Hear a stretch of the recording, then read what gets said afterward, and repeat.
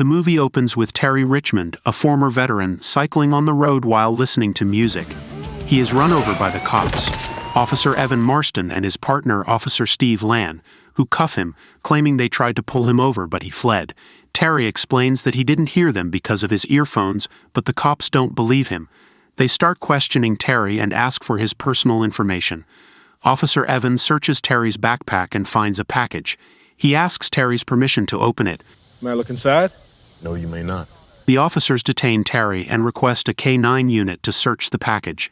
Evan informs Terry that it will take an hour for the unit to arrive, but since Terry is in a hurry, he agrees to let them search it. The officers find a large amount of cash, leading them to suspect it's illegal drug money. Terry insists that it's not drug money, but his own money that he needs to post his cousin's bail at the courthouse. Officer Steve mentions that the cash totals almost $30,000 and asks what Terry's cousin is in jail for. Tennis for bail, and the rest, we're gonna buy a truck and haul boats. Not a criminal. His cousin Mike was arrested for possession of weed but wasn't selling it.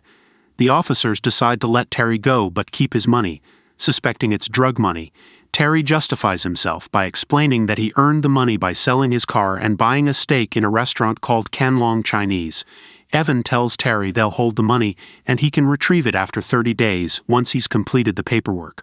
Otherwise, they might charge him with money laundering conspiracy. Reluctantly, Terry agrees and they let him go. The cops head off and Terry picks up his bike and rides to the courthouse. There, he meets a man named Elliot, a court clerk. Terry asks Elliot to post his cousin's bail, explaining that the cops took all of his money. Elliot refuses. I am a court clerk, not a public defender. Right, so is that who I should be talking to? Yeah, if we had one. This is municipal court. We don't try felonies. So they're transferring all prisoners to state prison. Elliot decides to leave since his shift is over, but Terry is furious because his cousin is in trouble. Elliot introduces Terry to his co-worker, Summer McBride, another court clerk and a soon-to-be lawyer who might be able to help him. Summer and Terry go for a drink, where Summer reveals that the local police department uses legal loopholes to confiscate money from people. When people are unable to fight for their money legally, the cops keep it, claiming it's for funds. Terry explains that his cousin Mike helped catch dangerous criminals by giving up information, and if Mike is transferred to a state prison, he could be attacked by other inmates. Mike's transfer is scheduled for Thursday, so Summer suggests Terry quickly find more money for the bail so they can save Mike. They part ways, and Terry calls Mr. Liu, the owner of the Chinese restaurant where he bought a steak, asking him for 10 grand. Liu agrees to transfer the money in a matter of hours.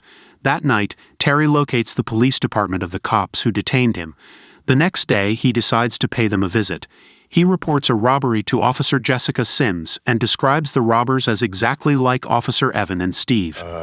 Big guy, white, blue eyes, about 6'4", must weigh 250, easy. Meanwhile, Officer Steve walks in and stops the report, claiming Terry is filing a false crime report. The chief of the department, Chief Sandy Byrne, intervenes. Chief Sandy stands up for his men and tells Terry to leave, but Terry offers to let them keep his money if they just return the bail money. Sandy gets greedy and agrees.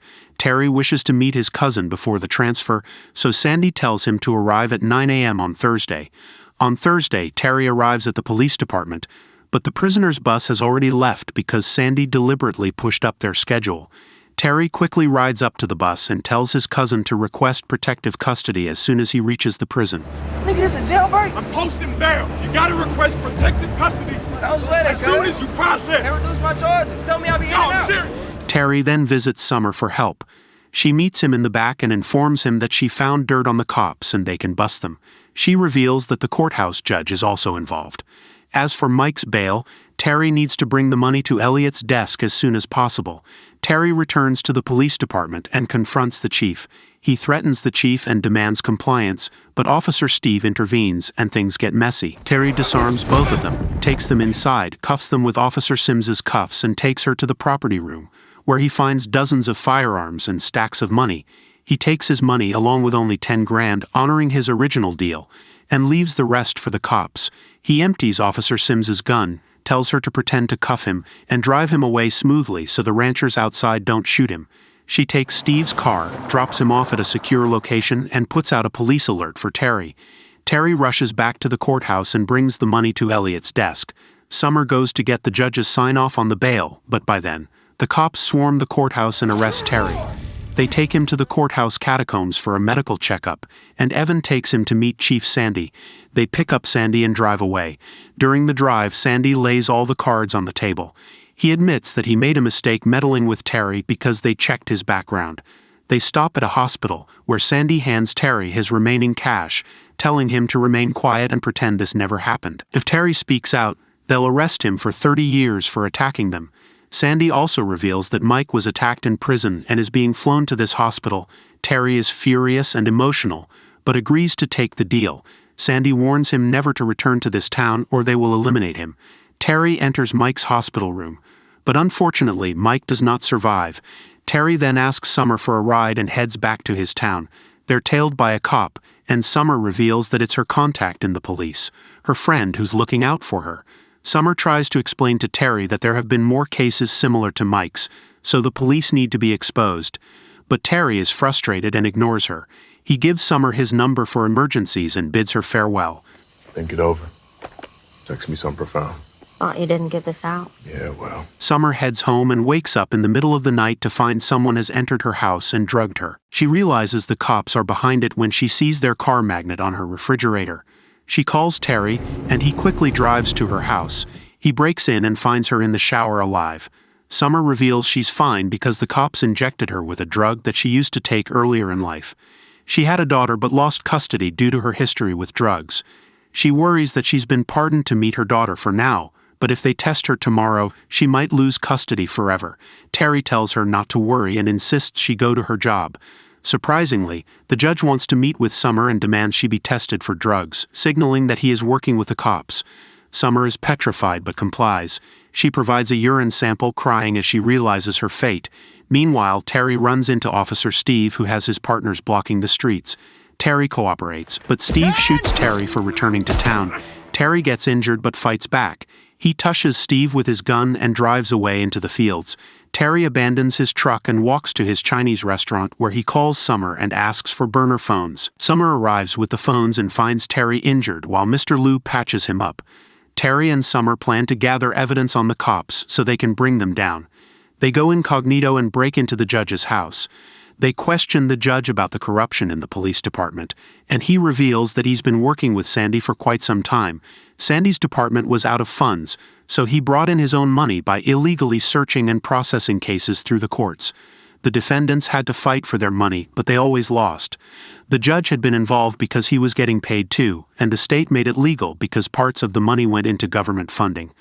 The cops would stop people on the road and things would get rough, just like Terry's experience at the start of the film. These searches were being recorded by the cops' dash cams, which could be used to expose their corruption.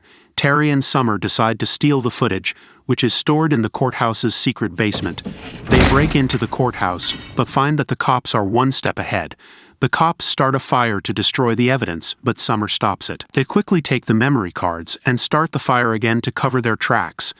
Terry heads to the car and waits for Summer while she goes to get her urine sample. Unfortunately, the cops catch her. Terry sees them kidnap her and follows them to a shady place. The cops split up and one stays behind. Terry crashes into the cop's car, chokes him, and handcuffs him for questioning. Terry uses the cop's radio to talk to Sandy. Sandy makes a deal. Summer for the memory cards. Terry agrees and is told to meet at Rebel Ridge at dawn. Sandy's men wait at Rebel Ridge all night, but Terry doesn't show up. Sandy gets a call from Terry, and Officer Evan thinks he has found Terry's car. But Terry tells Sandy there's no turning back. Evan then realizes that Terry isn't in the car. It's Officer McGill, who Terry has taped to the car. Terry is now at the police department, where he rips open the back wall of Sandy's office. Officer Jessica warns the other cops that Terry is inside, so they rush to the station. Sandy quickly goes for the money, but Terry is loading weapons from the armory. He shoots Sandy with beanbag rounds instead of real bullets. Jessica arrives, and Terry trusts her because she's the friend Summer mentioned. He gives Jessica the memory cards and tells her to release them. He also takes Sandy's weapons, but Sandy's men show up outside. Terry gives Jessica a loaded gun to cover him and starts piling up Sandy's money to set it on fire. But Jessica turns on him, saying she doesn't want any violence. She takes him outside. Officer Steve stops Terry and crushes the memory cards. Steve reveals that he knocked out Summer, so now they can kill Terry without any witnesses. Officer Evan realizes the cops are wrong and decides to protect Terry. They all point guns at each other, but Sandy shoots Evan in the leg and takes his gun away. Terry looks at Jessica, who lowers her gun, so Terry runs away with Evan. Terry hides behind a car with Evan and throws smoke grenades to escape. Evan tells him to turn on the car's dash cams, and after 3 minutes the recordings will go live. Terry takes out the cops one by one but doesn't kill them. When he faces Steve, he gets his revenge for shooting him earlier. Terry gets in Steve's car, where Summer is lying, and turns on the dash cams. He drives the car toward Evan and rescues him.